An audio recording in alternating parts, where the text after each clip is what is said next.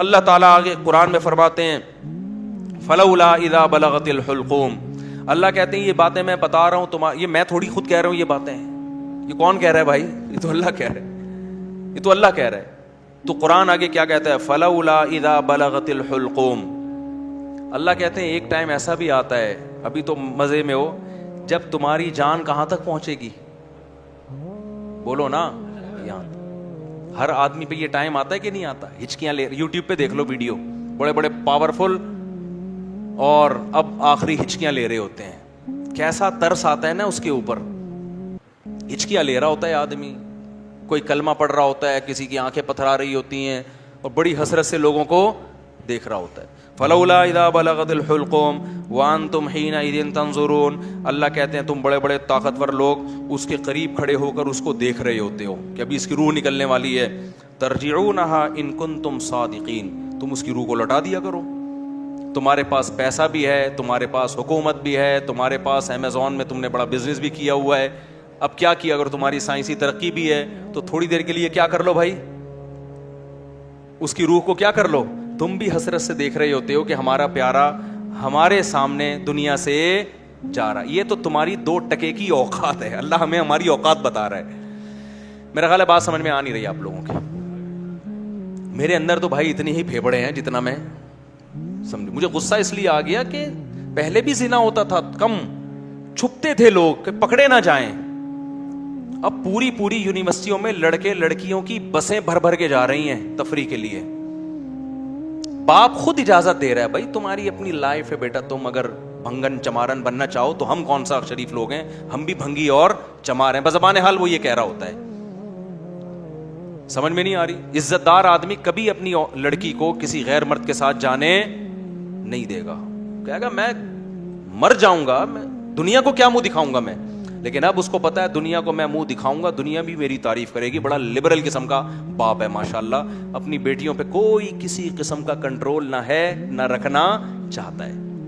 Dance کر رہے ہیں اپنی بیٹیوں کے ساتھ, ناچ رہے ہیں اپنی بیٹیوں کے ساتھ, لائکس مل رہے ہیں ان کو, لوگ شیئر کر رہے ہیں ماشاءاللہ جی. جو باپ محافظ تھا بیٹی کو حیا سکھانے کا, وہی بیٹی کی حیا نکال رہے. براڈ مائنڈڈ باپ ہے. کپڑے اتارو بھائی اس کے لوگوں کے سامنے, بہت زیادہ براڈ مائنڈ. گورا کو تو چڑیاں پہن کے ان کی بیٹیاں ان کے باپ کے سامنے ناچتی ہیں. براڈ مائنڈڈ بننا ہے تو پھر پورا بنو نا. یہ منافقت کیسی ہے؟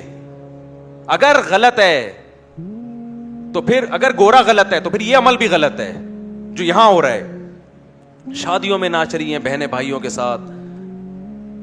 تو ناچ گانے پہلے بھی ہوتے تھے, تو تھوڑا حیا تھی, تمیز تھی لوگوں میں کہ کس کے سامنے ناچنا ہے اور کس سے اپنے ناچ کو چھپانا ہے. لیکن اب کیا ہو رہا ہے, غیرت ختم. وہی بات ہے جب آخرت پر ایمان ختم ہوگا, جب اللہ کے سامنے جواب دینے کا خوف ہی ختم ہو گیا, تو پھر جو چاہے کرتے پھرو. تو قرآن کہہ رہا ہے ایک وقت آتا ہے جب تمہاری جان کہاں پہنچتی ہے؟ حلق میں, اور تم دیکھ رہے ہوتے ہو. وَنَحْنُ أَقْرَبُ إِلَيْهِ مِنْكُمْ. اللہ کہتے ہیں جتنے تم اپنے عزیز کے قریب کھڑے ہوتے ہو نا حسرت سے, ہم تم سے بھی زیادہ اس کے قریب ہوتے ہیں اور اس کی کیفیات کو جانتے ہیں ہم.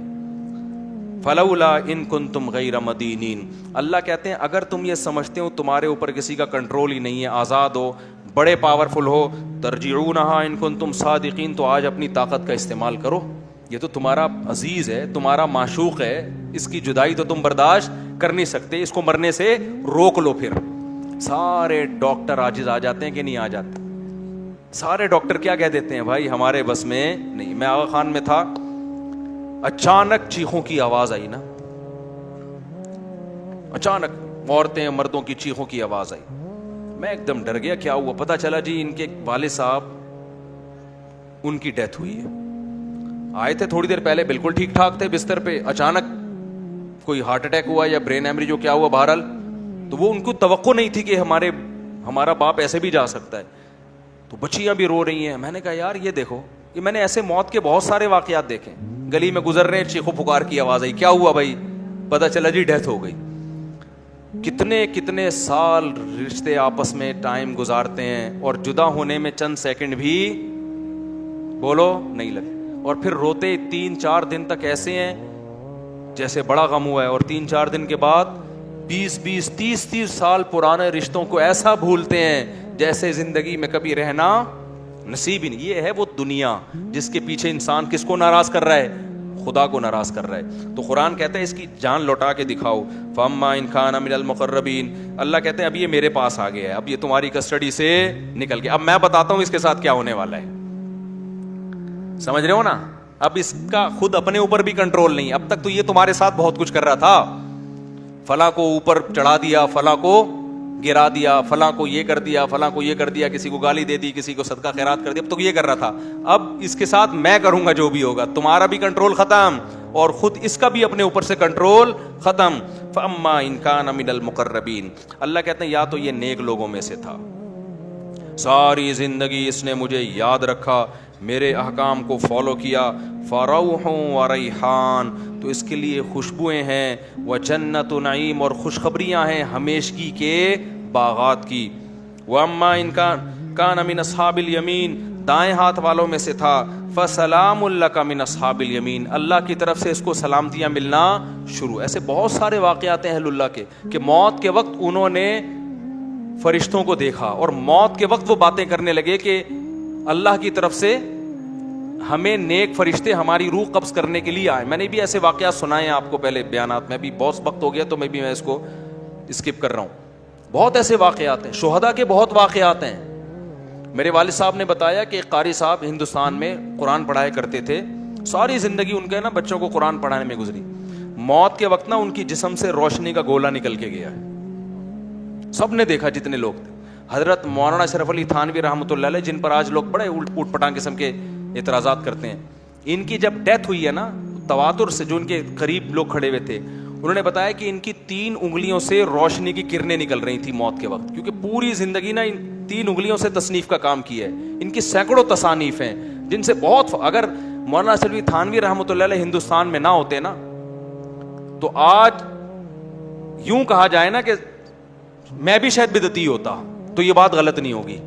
ہندوستان میں جو بدعتوں کو روکنے میں سب سے بڑا کردار ہے وہ مولانا اشرف علی تھانوی رحمۃ اللہ علیہ کا, کیونکہ تصوف میں اتنا غلو ہو گیا تھا کہ 20 قسم کی بدعتیں شامل ہو, پیر پرستی اور تصوف, اس پہ ان کی بہت ساری کتابیں ہیں اور بہت کام کیا انہوں نے, کسی کی ملامت کی پرواہ نہیں کی.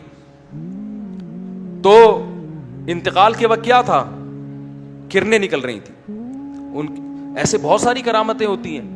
تو قرآن کہہ رہا ہے فَرَوْحٌ وَرَيْحَانٌ وَجَنَّتُ نَعِيمٌ وَأَمَّا إِنْ كَانَ مِنَ الْمُكَذِّبِينَ الضَّالِّينَ, اور اگر گمراہ لوگوں میں سے تھا تو اس کو بتا دیا جاتا ہے فَنُزُلٌ مِّنْ حَمِيمٍ, تیرا ٹھکانہ کھولتا ہوا پانی ہے جو تجھے پلایا جائے گا.